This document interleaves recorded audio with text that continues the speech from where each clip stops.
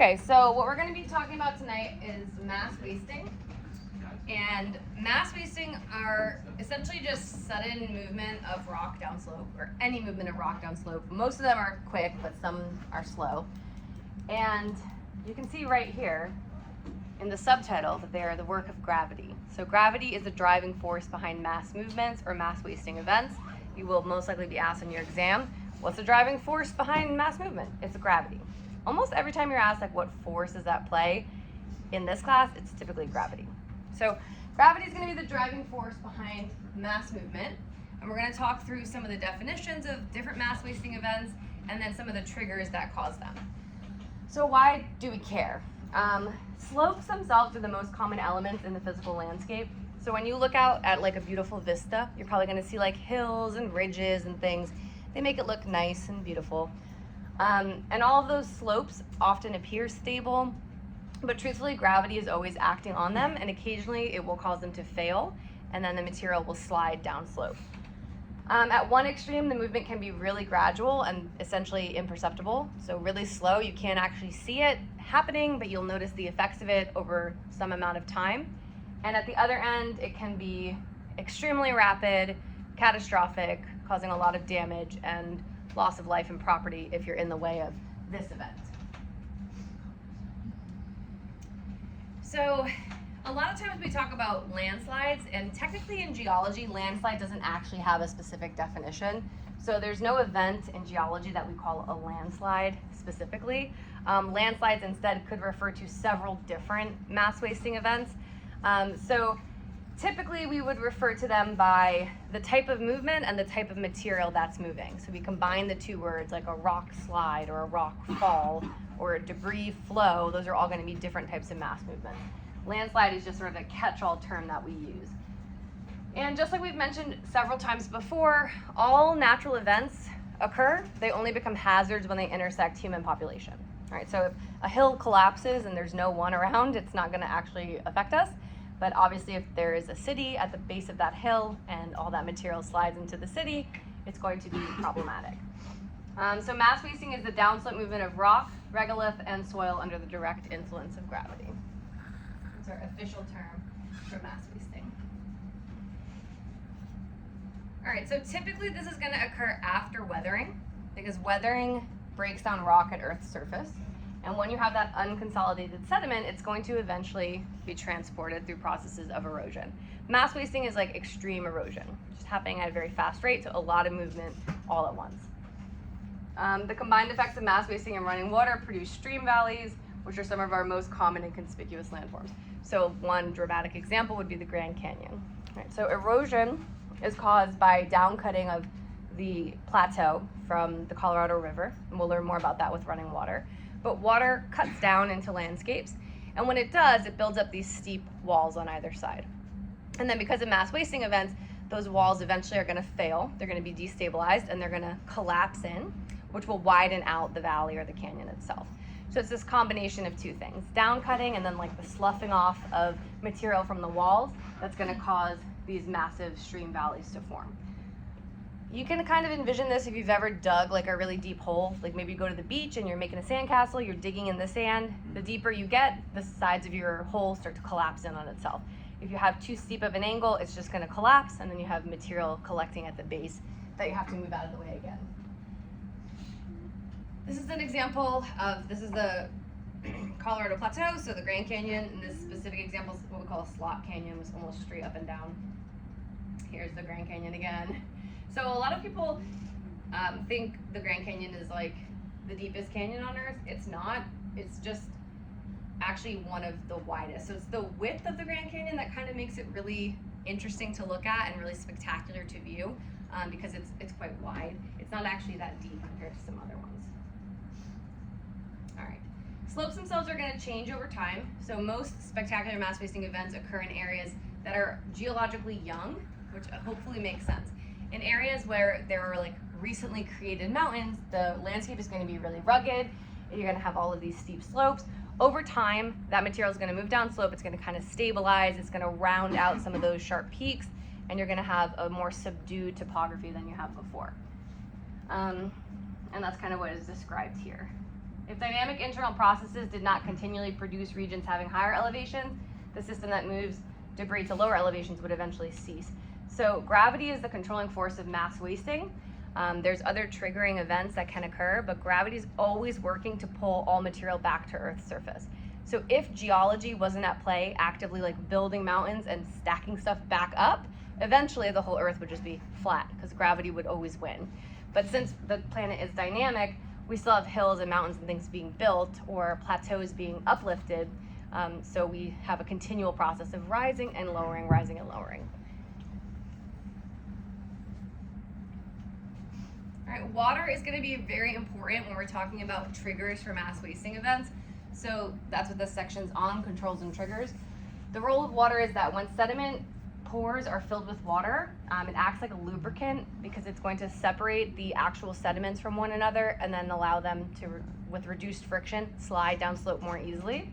So if you get the material saturated, it's going to flow more easily and it's also going to be heavier, so it's going to be more likely to move down slope more quickly. So heavy rainfall could be a preceding event to landslides or any other type of specific mass wasting event because water has a twofold impact. It lubricates the materials and it makes them extra heavy, so they're more likely to fall down slope anyway. This is an example of how you can sort of see this reduction in friction. So when you have something like dry sand, it's not cohesive at all. If you tried to form it into a sand castle, it would not stay, right? Because there's nothing to hold it together, really.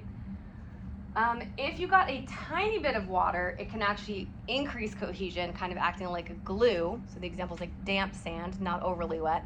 But if you get it too wet, where the pore spaces are actually completely filled and thus separating the sediment grains, then the sand is going to behave more like a fluid and it's not going to hold its shape or maintain a slope. It's going to slip more easily. If you ever spend time making sand castles, you have hopefully some good reference for that. This is an example of a debris flow that was triggered by heavy rainfall in an area. So you can see the debris itself is quite muddy. It's essentially like just a huge river of mud that flowed through this area and just dragged a bunch of stuff with it. Another trigger for mass wasting events are over-steepened slopes, and this can happen for a couple of reasons. Sometimes they're going to occur naturally because of erosion from, like we said, streams or other erosional agents. And a lot of times they happen due to human activities. So if we're not careful with how we design landscapes or design cities and we oversteepen the slopes, then they're more susceptible to failure. So we have to be very mindful of how we build and how we sort of urbanize an area. Unconsolidated granular particles assume a stable slope at what is called the angle of repose. This is the steepest angle at which a material can remain stable, and it's going to be different for different materials. So different sediments will have varying angles of repose, meaning that they can build steeper or less steep slopes that will be stable. Once you pass that angle of repose, the slope is no longer stable and it's going to fail. Again, if you've ever worked in like construction or anything similar, you'd have an idea of how this works. If you're piling up like construction material, fill or something, you know, if you make the pile too high, it's gonna slip down the slopes. It's gonna happen everywhere. Do you have a question, Laura? No. So this is showing us the angle of repose. Here is the angle at which this material is stable. If we tried to pile it higher, it would just move back down to that angle again. This is showing us an issue of oversteepened slopes on a hillside. So this person's house, unfortunately, was built on this steep slope, which makes it more susceptible to mass wasting events. So a trigger here of heavy rainfall caused this sediment to fail, and then this house just came down the hill with all the rest of the debris. We also have the removal of vegetation as another potential trigger. Plants themselves are rooted to the regolith, so they're going to bind soil to the underlying rock. They also can kind of protect the surface. If you have a lot of plant cover, it's going to kind of divert some of the water that might otherwise be saturated into the ground. So if you strip vegetation, it's more likely that your slope will fail because you're, again, losing two benefits that vegetation provides. It provides cover to reduce saturation of the soil, and it also anchors the soil to the regolith. So once you rip out all those roots and remove that vegetation, it's more likely to fail. There's two primary reasons that vegetation is stripped. Sometimes it's by naturally caused wildfires, like a lightning strike or something might start a wildfire and therefore strip an area of vegetation. More commonly, human-induced deforestation or human-caused wildfires would also strip that vegetation. Yes? So is that the reason for cover crops, to like anchor the soil when nothing's growing? Yeah, so you can have it like the two things, either to anchor soil and to also provide actual coverage for plants underneath, like shade or water diversion. So, yeah, some fast-moving destructive debris flows are often triggered by intense rainfalls, which can be very hazardous, especially post-fire. So in areas where you have a wildfire spreading, and then let's say massive rainfall occurs, and you're like, oh great, now the fires are out. Okay, but now everything's gonna slip down the slope, so it compounds all sorts of issues. This is more common in the western United States. Wildfires are inevitable in the western US, and you probably have noted in your lifetime they're increasing in size and intensity and frequency. So we have a lot of wildfires out west. The west is also our geologically active area of the United States. So just like we mentioned before, it is more rugged there, it's geologically young, so there is more potential for slope failure, and it has all these triggers that can lead to slope failure. So mostly when we hear about bad landslides in the US, they're typically occurring out west. For example, of a forest fire. Another trigger, hopefully, obviously, are gonna be earthquakes. Since this is material sliding down slope, if you shake up the ground, it's likely you're gonna knock the slopes down. So an earthquake can definitely be a trigger for mass wasting events. Whether it's the main earthquake event or aftershocks. We talked a little bit with earthquakes about how aftershocks can be especially damaging because they're gonna hit already, compromised structures. So same thing, like the slope might have survived the initial shaking, but then it's weakened, and then that little aftershock causes it to fail. Some examples, in 1994, the Northridge earthquake in California triggered 11,000 landslides to occur. In 2008, there was an earthquake in China, which caused landslides, which created temporary dams, and then earthquake created lakes behind.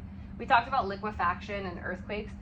This is when the ground shaking of water saturated sediment causes it to behave more like a fluid. So that obviously can occur and create movement downslope if the saturated sediments are not flat. This is an example of a landslide event after an earthquake. And what about without triggers? Many rapid mass wasting events occur without a discernible specific trigger. The best kind of example I can give you for this is, like, I'm sure we've all experienced this at some point in our life, where we're like in a room and maybe there's like something on the table and it's been on the table for like weeks, and then suddenly it just like falls off the table and we're like, oh my god, is my house haunted, right? Like, why did that book just like fall off the table? But it's like, it must have been over the edge a little bit, and whatever gravity was acting on it, it just happened to win out in that moment, and it pulled that object down.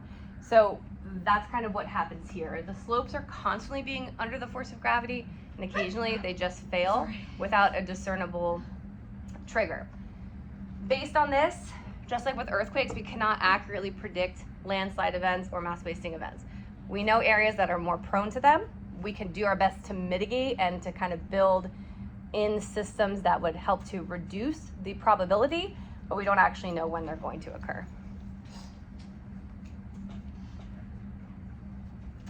All right, so any questions on the cause of mass wasting or the triggers? Yes? So would that be a little bit similar to like in our lab just now, where it's when they're talking about like the distance is not always going to be accurate because you don't know if there's going to be like path issues from the epicenter to the seismograph? Like, is it kind of similar where we know there are variables, but we don't, and we know that they affect it, but we don't know exactly how, and for that reason? Yeah, exactly. So just like any process that can occur, like all of these triggers are going to be compounding factors that increase probability, but it doesn't guarantee you're going to have one, right? Like it's too many variables for us to accurately like assign value to one. Okay. So at least as of yet, we can't do that. Maybe in the future we could.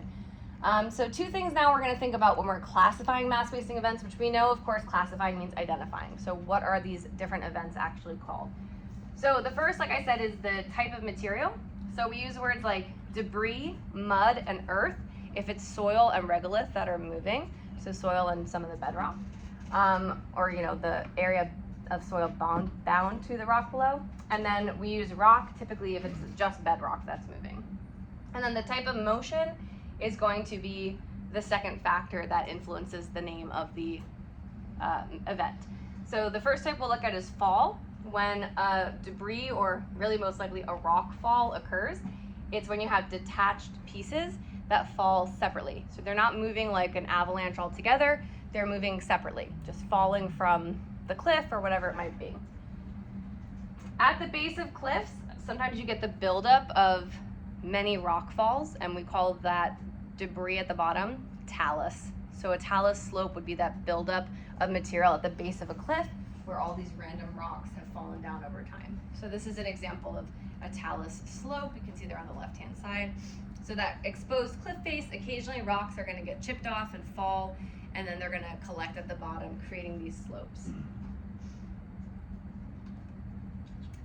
The next type of motion we have is a slide, and there's two types of slides that we describe.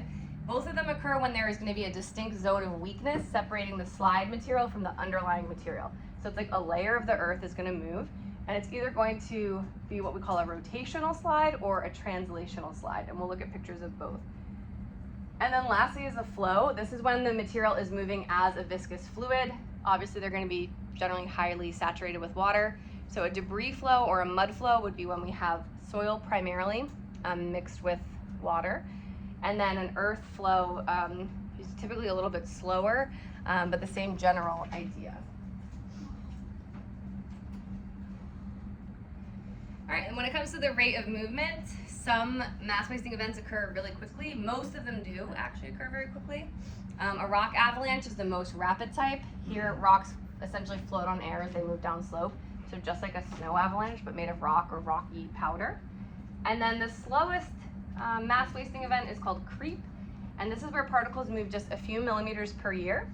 There is a wide range of rates between the two extremes, but obviously, typically the ones that are most hazardous in terms of like, I'm gonna die in this event, would be the fast ones. The slow ones most likely aren't going to kill you, but they can be problematic, especially for property. If you own property on an area that's undergoing creep, you can have like a cracked foundation, and it can eventually kind of like tear your house apart, but you're probably not gonna die in the process. This is an example of a sign of a rock fall. So in this area, because there's a steep cliff, as you drive by, you know, there's a potential hazard for rocks to fall off the cliff onto your car. Again, we can try to mitigate this with like netting or barriers or things like that, but it's always going to be a threat. This is a rock avalanche. There's a mountain range up past this area, like on 78, called the Jugtown Mountain Range. Mm-hmm. And they've been like recently blasting that site because like that's another place where like the rocks can just like fall down. Yeah. So anywhere that we have these over steepened slopes, it's going to be likely to occur. So yeah, landslides happen in all 50 states, so they occur everywhere. They do occur in New Jersey. They're just not generally as dramatic as some in, say, like California, because we just don't have typically as steep of slopes. Like our steepest slopes in New Jersey are nothing compared to the steep slopes of the West. A slump is the movement of a mass of rock or unconsolidated material as a unit along a curved surface. This is what we would call a rotational slide. So when a slump occurs, the best way I can kind of explain it is like, imagine a hillside and then think of that word slump. Like if you slump, what do? You're like up and then you're just like, whoa, and you just kind of sink down. And that's what the hillside does. It just kind of like gives up and it slumps down and it creates this curved surface where the hill just fails and slumps down. Now you'll actually probably start to notice some evidence of this. I feel like in every class I've taught for this particular course, people have come to me and said like, oh yeah, I went on a hike and I noticed like a curved scarp. And I was like, yeah, so you saw where a slump had occurred. Even if you're hiking like around these areas, like you don't have to go to any tall mountains necessarily to see these. So next time you're out and about, if you happen to see like an exposed face like this with that sort of curved shape, you know that maybe a slump has occurred there. And this one's pretty dramatic, so it's creating a lot of movement. This road is completely destroyed and these power lines as well. But sometimes they're less dramatic than that. They'd have to come down and close down that highway, otherwise people would die. Yes, it'd be unsafe. So here we see some slumping into the ocean over here in California. This is because the wave action at the base of this cliff is undercutting the cliff because the waves are chipping away, and eventually when there's nothing to support the overlying cliff face, it's just gonna slump into the ocean. So again, probably not ideal to build your house right next to the ocean in this way, because eventually it might, fall in. Next form of mass wasting is a rock slide. This is going to occur when blocks of bedrock slide down a slope. If it's unconsolidated material that's sliding down, we call it a debris slide. And I'm not going to be asking you too many specific definitions on your exam, just kind of the general terms. But overall, rock slides can be very fast and destructive. And again, they can be triggered by increased saturation, either through melting snow or through increased rain, therefore more common in the summer. Sometimes they're triggered by earthquake events. This is an example of a rock slide. So here we have, primarily bedrock being exposed. And again, it's just failing here at the surface, and then all of these rocks are sliding down in this example.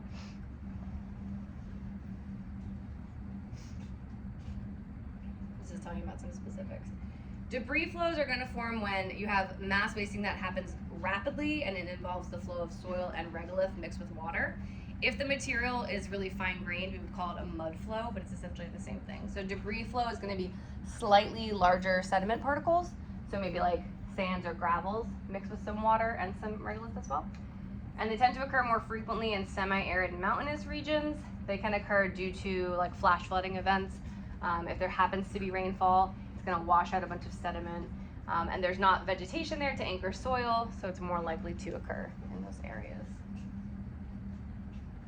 This is an example of a debris flow. Essentially, when it occurs, this one, because of the fact that the material is so fine-grained, it creates essentially cement. It's just like a slurry of soil and water mixed together, and it rushes downhill pretty quickly. If you were standing in that canyon, so it's got kind of channeled through this canyon, and then it spits out here onto the surface. This actually creates a feature we'll learn about called an alluvial fan. But if you had been in this area, you most likely would have a hard time surviving. Like, look, this is a roof of a house, right? So obviously this house just got like ripped apart. And you can see these houses, like this was someone's house. I don't imagine it was on top of this house before, so it's probably over there somewhere. And when this debris came through, it just took everything with it. And then once it finally settles, all that water drains out and it acts like a quick set cement. So if you were in it, you get trapped in it, and it's very hard to escape from. Very hard to dig through consolidated mud like that. Lahars we've talked about before. These are debris flows that typically occur due to volcanic activity. So we said, sometimes when volcanoes erupt, if the mountain peaks are tall, they tend to have a lot of snow on the top or ice, and then they melt because volcanoes are hot. So that water then mixes with ash or anything else being output by the volcano, and it creates some really dramatic debris flows that can rush down the slope and then be more dangerous than the lava itself, right? Typically, lava is pretty easy to avoid. Pyroclastic flows and lahars, much harder to avoid. I've told you before, and I will remind you, running water, by far the most dangerous of like Earth's natural forces. So like we think a lot about, people think about like earthquakes and volcanoes and all those things as dramatic and interesting and dangerous, but truthfully, you're much more likely to die from water, either from flooding, or hurricane, anything of that nature. Much less likely to die in something like a tornado than in a hurricane. So, water is something that we must respect here on Earth.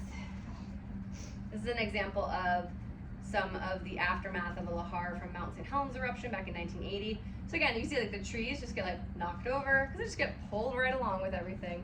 Trees knocked over, houses destroyed. You're 70% water and you can still drown. Pretty easily. It's not hard to drown actually. So earth flows themselves form on hillsides in humid regions during heavy precip or snowmelt. Again, water is going to saturate typically this is going to involve minerals rich in clay, so it's very viscous. It typically moves slower than a fluid debris flow. So you can see on the picture in the next slide, but like the earth flow, it just looks like, oh yeah, we have a super saturated hill that just starts to melt, basically. That's what it looks like. So it's not typically super rapid.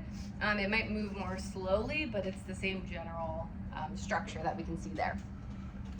Same kind of scarp is revealed, same kind of slumping material, and then the earth itself just kind of oozing downhill, melting underneath all that saturation. And then the last one we mentioned is creep. So creep, like I said, is the gradual movement of soil and regolith downhill. So again, this is imperceptibly slow. You can't tell creep is occurring as it occurs, but you can tell based on some of the impacts that we can observe. And it happens typically because the expansion and contraction of surface material due to freeze-thaw cycles.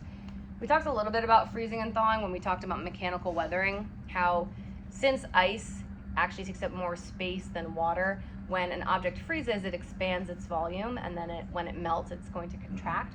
So if this happens to a hillside, it's going to cause movement down that hill.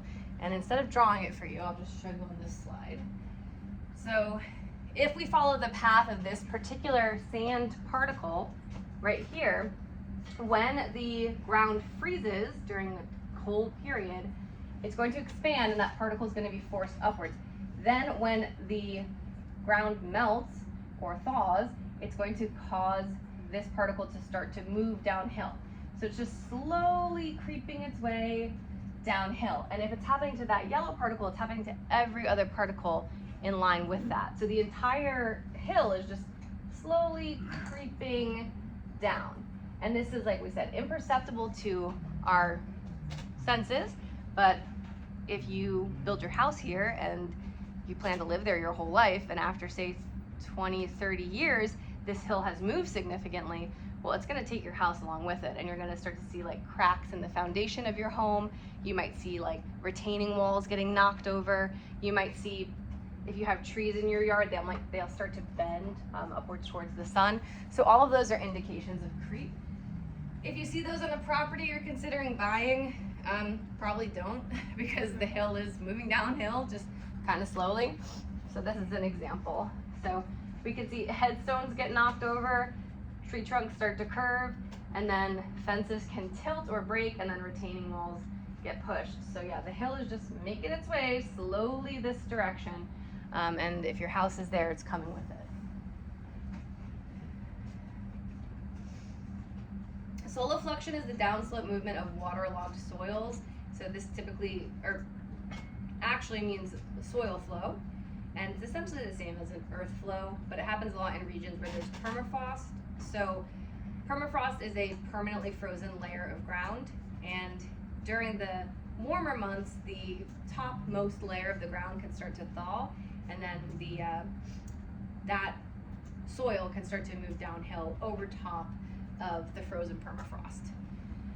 So for this one, it's like, I don't know, think about like if you had a big ice sculpture and the outside of it starts to melt before the inside, so it kind of collects water and it drips off on the sides. That's kind of what's happening with the soil here. It's just starting to sort of like slide down because it's frozen underneath, but this is liquid and fluid on top, so it slips down. All right, so permafrost itself is really sensitive and also really important. So permafrost exists in areas where the summers are too short and cold to melt ice below the shallow surface, which means the deeper ground remains frozen throughout the year. That's the perma in permafrost, permanently frozen. Unfortunately, living in a warming world like we do now, permafrost is becoming less and less common, it's becoming harder to maintain. So areas tend to have thaw in their permafrost more than they typically did. But we do try to maintain permafrost when we can. This is an example of what can happen if permafrost thaws. If you build your house on a ground, assuming that ground is sturdy because it's been frozen for hundreds of years, but then it starts to thaw and your house isn't properly constructed, the ground itself, as it melts, what's it going to do? It's going to reduce the volume because the ice takes up more space than the water. So you're gonna have subsidence. Land is gonna sink in, and again, your house is going to sink with it. So I feel like any radiant heat coming from your house to melt your permafrost, it's gonna eventually cause your house to subside into the